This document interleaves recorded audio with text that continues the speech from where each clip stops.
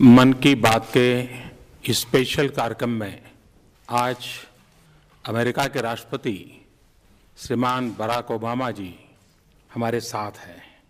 पिछले कुछ महीनों से मन की बात मैं आपसे करता आया हूं, लेकिन आज देश के भिन्न भिन्न कोने से बहुत से लोगों ने सवाल पूछे हैं, लेकिन ज़्यादातर सवाल राजनीति से संबंधित है, विदेश नीति से संबंधित है, आर्थिक नीति से संबंधित है, लेकिन कुछ सवाल वो हैं जो दिल को छूने वाले हैं।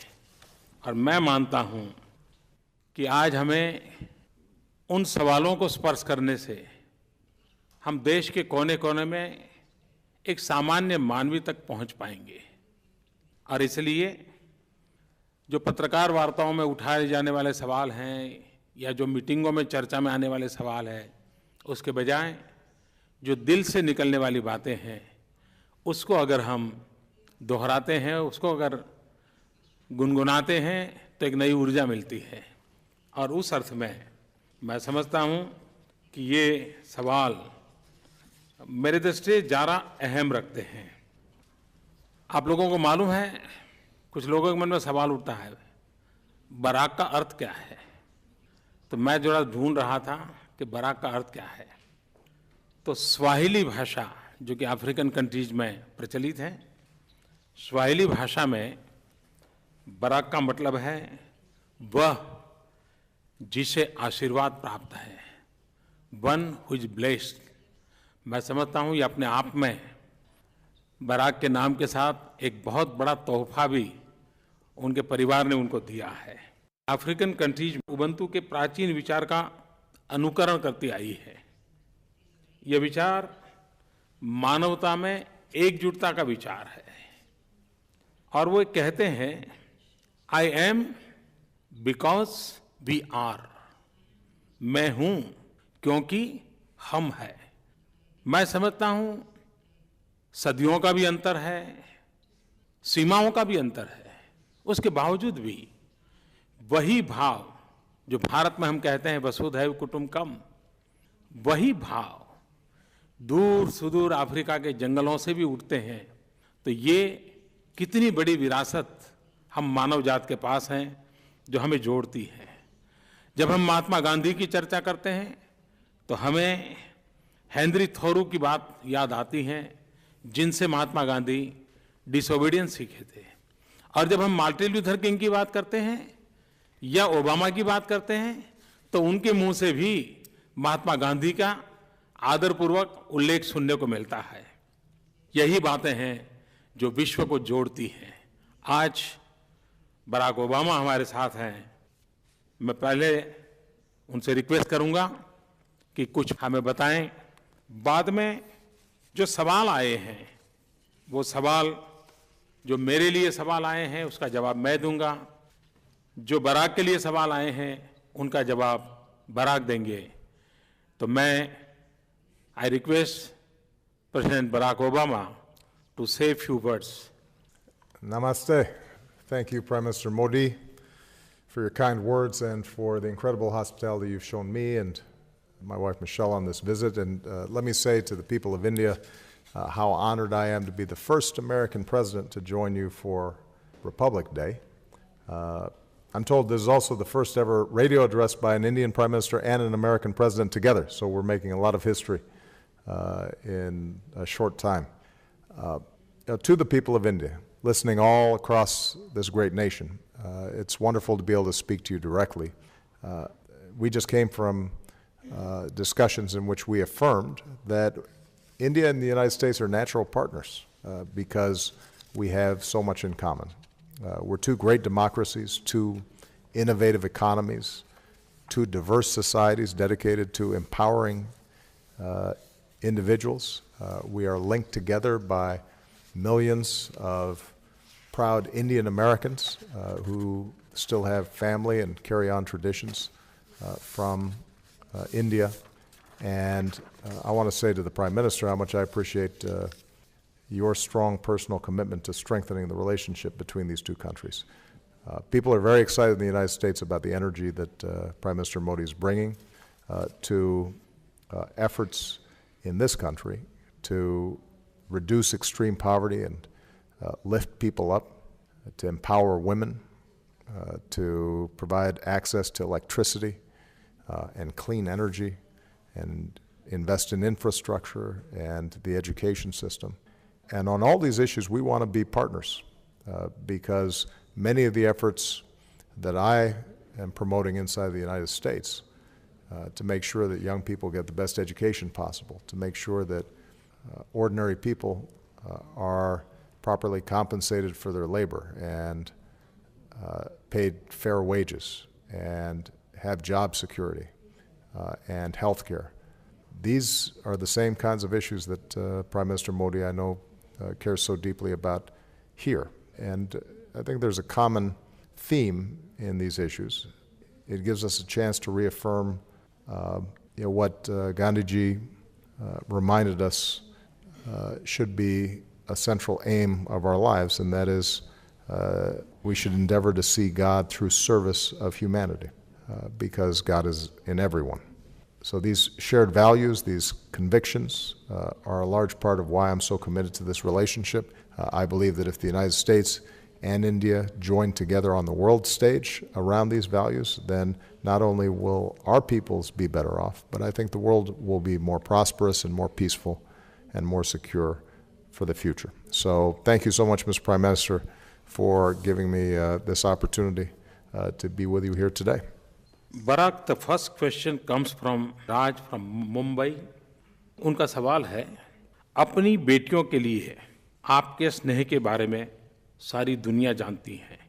अपनी बेटियों को आप भारत के बारे में अपने अनुभव कैसे बताएंगे? क्या आप उनके लिए कोई खरीदारी करने की योजना बना रहे हैं? Well, first of all, they very much wanted to come. They are fascinated by India. Unfortunately, each time that I've taken a trip here, they had school and they couldn't leave school. And in fact, Malia my older daughter had exams just recently. So they are fascinated by the culture and the history of India, in part because of my influence, I think. They are deeply moved by India's movement to independence and the role that Gandhi played in not only the nonviolent strategies here in India, but how those ended up influencing the nonviolent civil rights movement in the United States. So when I go back, I'm going to tell them that India is as magnificent as they imagined, and I am quite sure they're going to have to that they're going to insist that I bring them back the next time I visit. It may not be during my presidency, but afterwards they'll definitely want to come and visit. And I will definitely do some shopping for them, although I can't go to the stores myself, so I have to have my team do the shopping for me. And I'll get some advice from Michelle because she probably has a better sense of what they would like. Barack ने कहा कि वो बेटियों को लेकर आएंगे। मेरा आपको निमंत्रण है, राष्ट्रपति के कार्यकाल में भी आएँ या राष्ट्रपति कार्यकाल के बाद आएँ, भारत आपका और आपकी बेटियों का स्वागत करने के लिए उत्सुक हैं। मुझे एक सवाल पुणे से सानिका दीवान जी ने पूछा है, महाराष्ट्र पुणे से। उन्होंने मुझे पूछा है कि आपने बेटी बचाओ बेटी पढ़ाओ मिशन शुरू किया है, क्या उसमें भी आपने अमेरिका के प्रेसिडेंट ओबामा की मदद मांगी है क्या? सानिका, आपने अच्छा सवाल पूछा है। भारत में सेक्स रेशियो के कारण एक बहुत बड़ी चिंता सता रही है। 1000 लड़कों के सामने लड़कियों की संख्या कम है और उसका मूल कारण लड़के और लड़की के प्रति देखने का हमारा जो रवैया है वो दोषपूर्ण है। प्रेसिडेंट ओबामा से मैं मदद मांगूं या न मांगूं, उनका जीवन ही अपने आप में एक प्रेरणा है। जिस प्रकार से वो अपनी 2 बेटियों का लालन पालन करते हैं, जिस प्रकार से अपनी 2 बेटियों के लिए वो गर्व करते हैं, हमारे देश में भी कई जगह पे जब हमें कई लोगों से मिलना होता है तो परिवार में उनको कोई बेटा नहीं होता है, सिर्फ बेटियां होती हैं और इतने गौरव से बेटियों को बड़ी करते हैं, इतना गौरव देते हैं, वही सबसे बड़ी प्रेरणा है। मैं समझता हूँ ये प्रेरणा ही हमारी ताकत है। और आपने सवाल पूछा है तो मैं कहना चाहूँगा कि बेटी बचाना, बेटी पढ़ाना ये हमारा सामाजिक कर्तव्य है, सांस्कृतिक कर्तव्य है, मानवीय जिम्मेवारी है, इसको हमने निभाना चाहिए। बराक, आपके लिए एक क्वेश्चन है। The second question for president Obama comes through email. Doctor Kamlesh Upadhyay, a doctor based in Ahmedabad, Gujarat.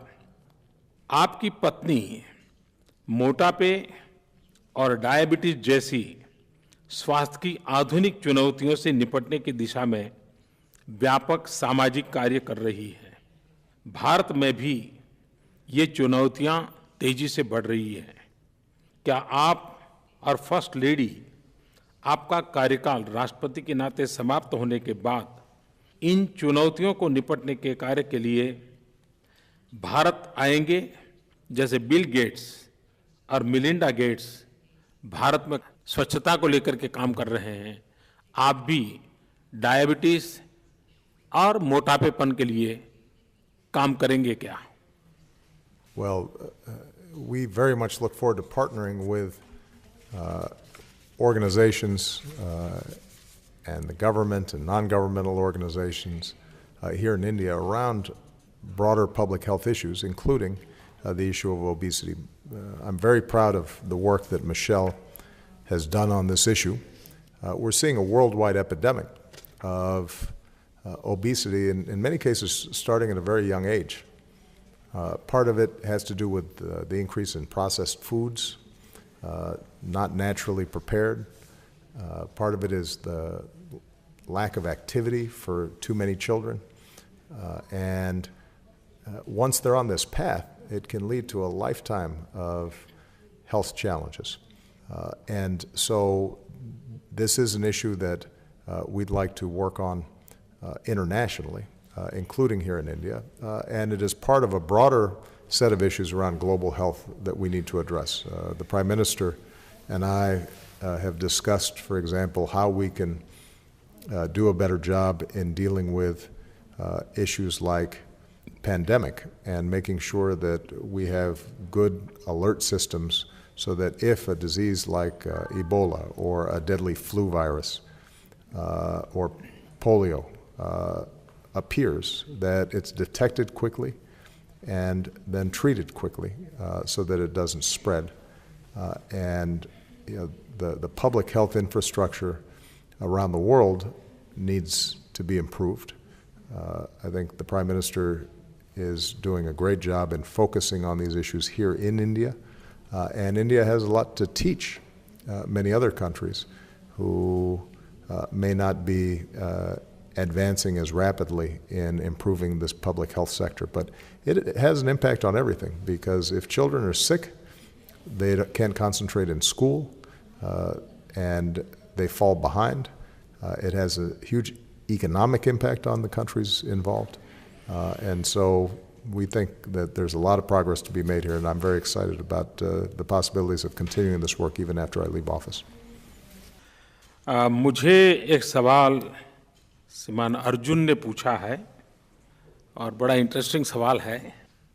उन्होंने पूछा है कि मैंने व्हाइट हाउस के बाहर एक पर्यटक के रूप में आपकी एक पुरानी फ़ोटो देखी है, जब आप बीते दिनों सितंबर में वहाँ गए तो कौन सी बात आपके दिल को छू गई? ये बात सही है कि मैं जब पहली बार अमेरिका गया था तो व्हाइट हाउस जाना तो हमारे नसीब में नहीं था। तो व्हाइट हाउस से दूर एक लोहे की बहुत बड़ी जाली लगी हुई है, तो हम जाली के बाहर खड़े रह कर के फ़ोटो निकाली थी, पीछे व्हाइट हाउस दिखता है। और अब प्रधानमंत्री बन गए तो वो फ़ोटो भी पॉपुलर हो गई।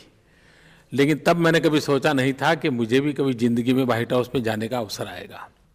लेकिन जब मैं व्हाइट हाउस गया, एक बात ने मेरे दिल को छू लिया और मैं ये कभी भूल नहीं सकता हूँ। बराक ने मुझे किताब दी। वे किताब काफ़ी मेहनत करके खोज करके लाए थे और 1894 में वो किताब प्रसिद्ध हुई थी। स्वामी विवेकानंद, जो मेरे जीवन की प्रेरणा है, वे शिकागो गए थे, वर्ल्ड रिलीजन कॉन्फ्रेंस में गए थे, और वर्ल्ड रिलीजन कॉन्फ्रेंस में जो भाषण हुए थे उसका वो कंपाइलेशन था। वो किताब खोज करके मेरे लिए लाए थे, यानी वो घटना मेरे लिए दिल को छूने वाली थी। लेकिन उतना ही नहीं, उन्होंने वो किताब के पन्ने खोल खोल करके क्या क्या उसमें लिखा है वो मुझे दिखाया। मतलब कि वो पूरी किताब देख चुके थे, और इस गर्व के साथ मुझे कहा कि मैं उस शिकागो से आता हूं जहां स्वामी विवेकानंद आए थे। ये बातें मेरे मन को बहुत छू गई थी, और मैं जीवन भर ये मैं अपनी विरासत मानता हूं। तो कभी व्हाइट हाउस के से दूर कहीं खड़े रह करके फोटो निकालना, और फिर कभी व्हाइट हाउस में जाकर के जिनके प्रति मेरी श्रद्धा रही है उनके जीवन की किताब प्राप्त करना, आप कल्पना कर सकते हैं कि दिल को कितना स्पर्श कर गया होगा। बराक, आपके लिए एक क्वेश्चन है। Himani from Ludhiana, Punjab. Question is for you. Well, the question is, did you both imagine you would reach the positions that you've reached today? And it's interesting, Mr. Prime Minister, you talking about the first time you visited the White House and being outside that iron fence. The same is true for me. When I first went to the White House, I stood outside that same fence and looked in, and I certainly did not imagine that I would ever be visiting there, much less living there. I think both of us have been blessed with extraordinary opportunity, coming from relatively humble beginnings.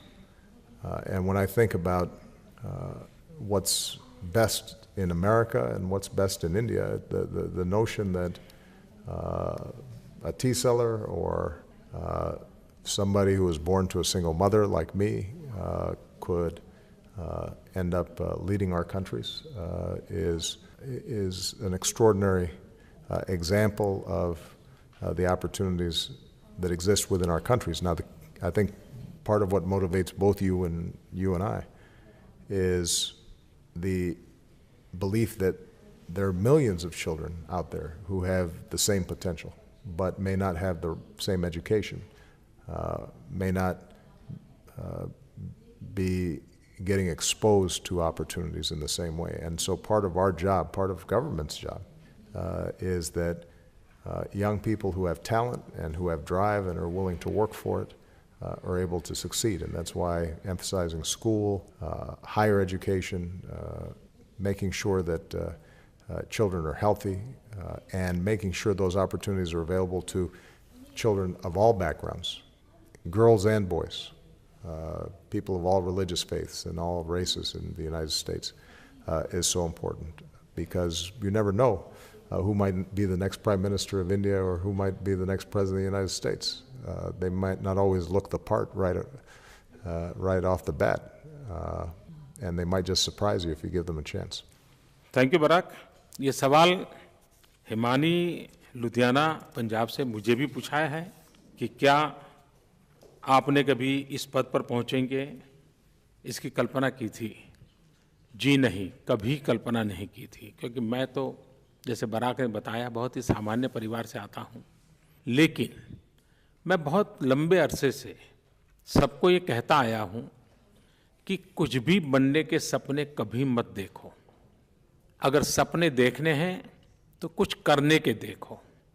जब कुछ करते हैं तो संतोष भी मिलता है और नया करने की प्रेरणा भी मिलती है। सिर्फ बनने के सपने देखते हैं और नहीं बन पाते हैं तो सिवाय निराशा कुछ हाथ नहीं लगता है। और इसलिए मैंने जीवन में कभी कुछ भी बनने का सपना देखा नहीं था। आज भी कुछ बनने के सपने दिमाग में है ही नहीं, लेकिन कुछ करने के जरूर हैं। और भारत माता की सेवा करना, 125 करोड़ देशवासियों की सेवा करना, इससे बड़ा सपना क्या हो सकता है? वो ही करना है। मैं हिमानी का बहुत आभारी हूं। एक क्वेश्चन है बराक के लिए from Om Prakash. Om Prakash is studying Sanskrit at JNU. He belongs to Jhunjhunu, Rajasthan. Om Prakash is a convener of Special Center for Sanskrit Studies in JNU. Well, this is a very interesting question. His question is, the youth of the new generation is a global citizen. He's not limited by time or boundaries. In such a situation, what should be the approach by our leadership, governments, as well as societies at large? And I think this is a very important question. You know, when I look at this generation that's coming up, they're exposed to the world in ways that you and I could hardly imagine. They have the world at their fingertips, literally. They can, using their mobile phone, get information and images from all around the world. And that's extraordinarily powerful. And what that means, I think, is that governments and leaders cannot simply try to govern or rule by a top-down strategy, but rather have to reach out to people in an inclusive way and an open way and a transparent way, and engage in a dialogue with citizens about the direction of their country. And you know, one of the great things about India and the United States is we're both open societies, and we have confidence and faith that when citizens have information and there's a vigorous debate, that over time, even though sometimes democracy is frustrating, the best decisions and the most stable societies emerge, and the most prosperous societies emerge, and new ideas are constantly being exchanged. And technology today, I think, facilitates that not just within countries, but across countries. And so I have much greater faith in India and the United States, countries that are open information societies, in being able to succeed and thrive in this new information age, than closed societies that try to control the information that citizens receive. Because ultimately, that's no longer possible. Information will flow inevitably, one way or the other, and you know, we want to make sure that we're fostering a healthy debate and a good conversation between all peoples. जो सवाल Barack को पूछा गया है, ओम प्रकाश चाहते हैं कि मैं भी उस विषय में कुछ कहूं। बहुत ही अच्छा जवाब बराक ने दिया है, बड़ा इंस्पायरिंग है। मैं इतना ही कहूँगा कि एक ज़माने में खास करके कम्युनिस्ट विचारधारा से प्रेरित लोग थे, वे दुनिया में एक आह्वान करते थे और वो कहते थे, workers of the world unite, दुनिया के मजदूर एक हो जाओ। ऐसा एक नारा कई दशक तक चलता रहा था। मैं समझता हूँ आज की जो युवा की शक्ति है, आज की युवा की जो पहुँच है, इसको देखते हुए मैं यही कहूँगा कि यूथ यूनाइट द वर्ल्ड, युवकों दुनिया को एक करो। मैं समझता हूँ उनमें ये ताकत है और वे कर सकते हैं। अगला सवाल है सीए पिकाशु मुथा, ये मुंबई से पूछ रहे हैं और उन्होंने मुझे पूछा है, आप किस अमेरिकन नेता से इंस्पायर्ड है? वैसे जब छोटे थे तो कैनेडी की फोटो दिखा करते थे हिंदुस्तान के अखबारों में, बड़ी इंप्रेसिव थी उनकी पर्सनालिटी। लेकिन आपका सवाल है किसने इंस्पायर किया? मुझे बचपन में पढ़ने का शौक था और मुझे बेंजामिन फ्रैंकलिन का जीवन चरित्र पढ़ने का अवसर मिला था। 1700 साल की समय काल उनका, और वो अमेरिका के राष्ट्रपति नहीं थे, लेकिन वो जीवन चरित्र इतना प्रेरक है।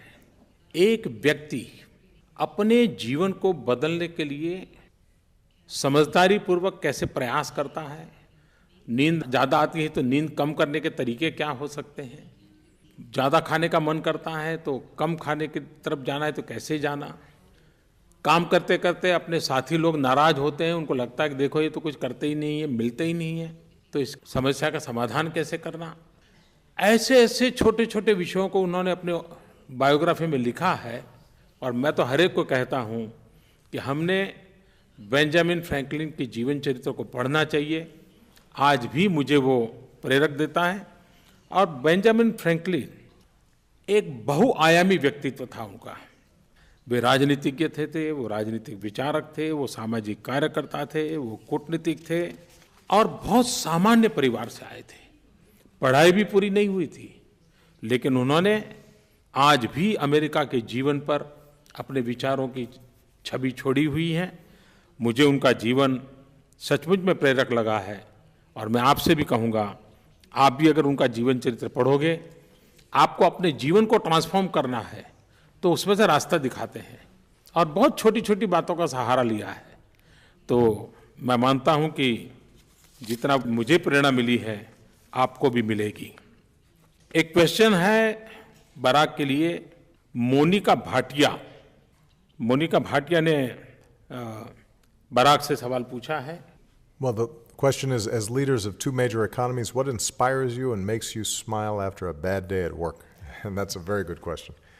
I say sometimes that the only problems that come to my desk are the ones that nobody else solves. If they were easy questions, then somebody else would have solved them before they reached me. So there are days when it's tough and frustrating, and that's true in foreign affairs, that's true in domestic affairs. But I tell you what inspires me, and I don't know, Ms. Prime Minister, if you share this view. Almost every day I meet somebody who tells me, you made a difference in my life. So they'll say, the health care law that you passed saved my child who didn't have health insurance, and they were able to get an examination from a physician, and they caught an early tumor, and now he's doing fine. Or they'll say, you helped me save my home during the economic crisis. Or they'll say, I couldn't afford college, and the program you set up has allowed me to go to the university. And sometimes they're thanking you for things that you did 4 or 5 years ago. Sometimes they're thanking you for things you don't even remember, or you're not thinking about that day.